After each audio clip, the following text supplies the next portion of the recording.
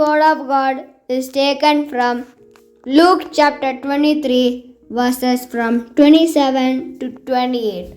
A great number of people followed him, including women who kept mourning and wailing for him.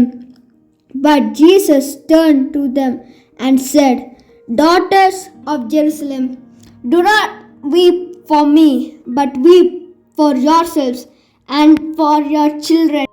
இன்றைய Bible வசனம் லூக்கா அதிகாரம் 23 வசனங்கள் 27 முதல் 28 வரை. திரள் கூட்டமான ஜனங்களும் அவருக்காக புலம்பி அழுகிற ஸ்திரீகளும் அவருக்கு பின் சென்றார்கள்.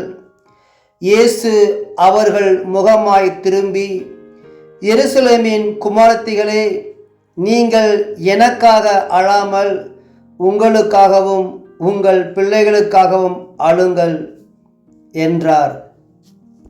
God bless you and your family.